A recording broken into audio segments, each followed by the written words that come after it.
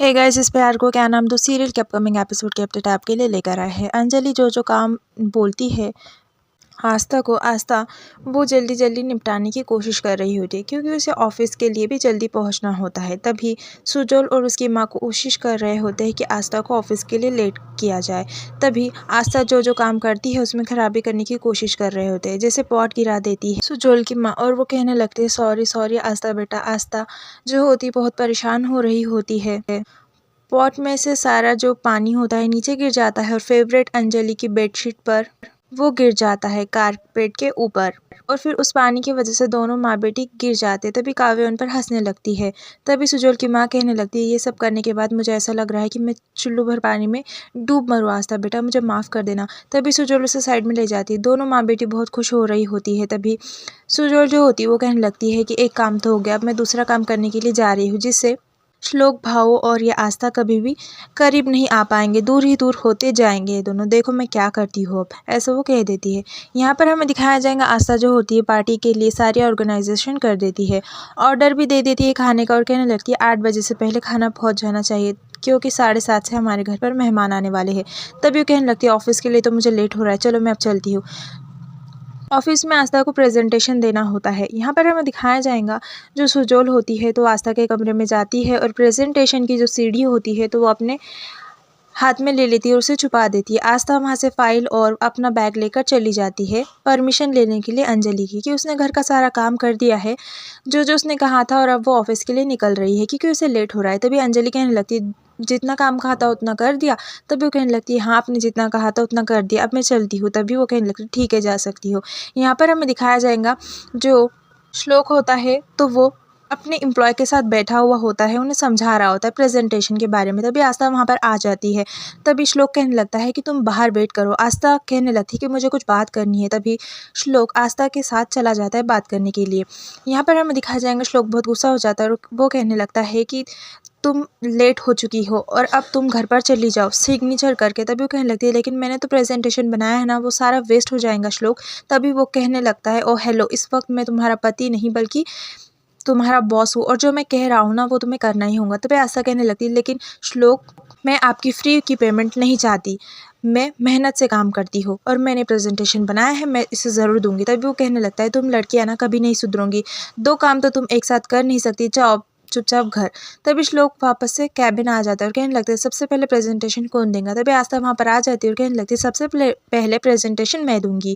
तभी श्लोक को बहुत गुस्सा आ जाता है। आस्था जो होती है वो कहने लगती है कि मैं विजुअल तरीके से यानी सीढ़ी की मदद से आपको प्रेजेंटेशन समझाती हूँ। जैसे अपना बैग खोलती है तो उसमें सीढ़ी गायब होती है। तभी वो कहने लगती है कि मैं श्लोक को कोई मौका नहीं दूंगी कि वो मुझे पीछा दिखाए, इसलिए वो खुद ही वो प्रेजेंटेशन को एक्सप्लेन करती है। फिर हमें यहाँ पर दिखाया जाएगा कॉल आता है। आस्था की माँ कॉल को रिसीव करती है। फ़ोन अंजलि का होता है। अंजलि कहने लगती है नमस्कार, हमने आपको न्योता देने के लिए कॉल किया है। एक्चुअली साहिब ने आस्था और श्लोक के लिए पार्टी रखी है, इसमें आपको आना है। तभी जो आस्था की माँ होती है वो कुछ बुरा कहने वाली होती है, तभी उससे फ़ोन ले लेता है अद्भुत, और फिर वो कहने लगता है धन्यवाद आपका इनविटेशन देने के लिए, हम ज़रूर आएंगे, ऐसा वो कह देता है।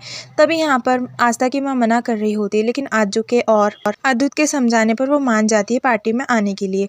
यहाँ पर हमें दिखाया जाएगा श्लोक जो होता है वो कहने लगता है कहाँ जा रही हो। तभी वो कहने लगती है 6 बजे पहले मुझे घर पहुँचना है, सासू माई ने कहा है। तभी वो कहने लगता है कि मैं तुम्हारा बॉस हूँ और मैं जो तुम्हें काम दूंगा ना वो तुम्हें करना ही होगा। तुम्हें 500 गिफ्ट्स को पैक करना है जो गणपति पर मुझे मेरे क्लाइंट के घर पहुंचाने हैं हर साल की तरह। तभी वो कहने लगती है लेकिन श्लोक ये तो मेरा काम नहीं है ना। तभी वो कहने लगता तुम्हारा काम क्या है और क्या नहीं ये तुम मुझे मत समझाओ, तुम्हें बस वो गिफ्ट्स को पैक करना है, मतलब करना है और आज ही करना है। तभी जो श्लोक होता है वो कहने लगता है चलो मेरे साथ। तभी वो वहाँ के एम्प्लॉय को भेज देता है और कहने लगता है तुम्हारी छुट्टी हो गई। तभी वो एम्प्लॉय वहाँ से चले जाते हैं। तभी वो कहने लगता है क्या देख रही हो इस तरीके से, तुम लड़कियाँ ना एक साथ दो काम नहीं कर सकती, घर संभालना और ऑफिस संभालना ये एक साथ नहीं हो सकता तुमसे। तभी आस्था कहने लगती है तुम चुप ही रहो, लड़कियों को कम मत समझा करो। तभी यहाँ पर श्लोक जो होता है वो कहने लगता है कि चलो पैक करो जल्दी जल्दी। तभी आस्था कहने लगती है लेकिन श्लोक मुझे 6 बजे से पहले घर पर पहुँचना है, ये 500 गिफ्ट्स मैं कैसे पैक करूँ। तभी वो कहने लगता है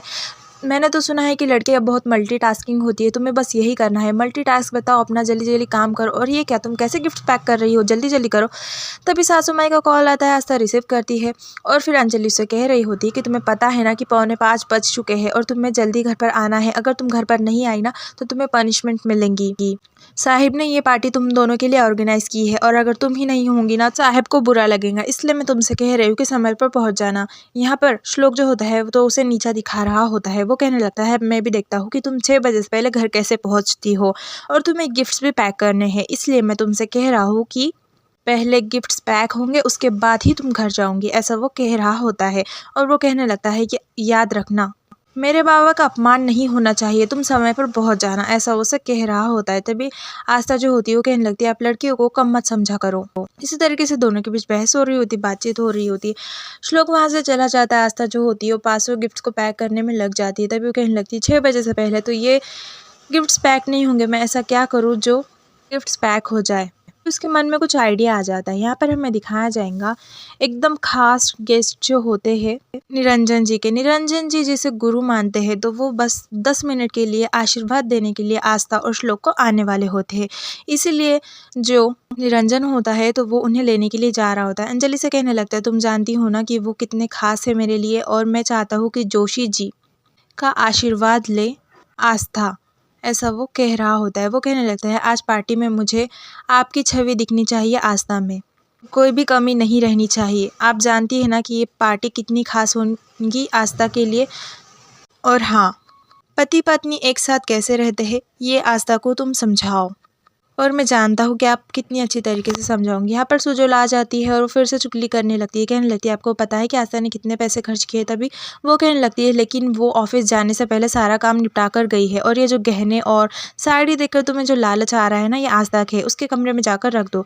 यहाँ पर हमें दिखाया जाएगा श्लोक जो होता है आस्था को कॉल करता है। वो कहने लगता है तुम समय पर पहुँच जानी चाहिए, अगर तुम नहीं पहुंची ना देखो। तभी श्लोक कहने लगता है मेरे बाबा का अपमान नहीं होना चाहिए। आस्था जो होती है वो कहने लगती है आपने समझ क्या रखा है हम लड़कियों को।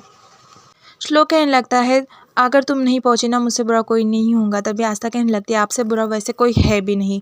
इसी तरीके से दोनों के बीच बहस चल रही होती है। आस्था पार्टी में पहुंच पाएंगी या नहीं, देखने के लिए हमारे चैनल को सब्सक्राइब कीजिए।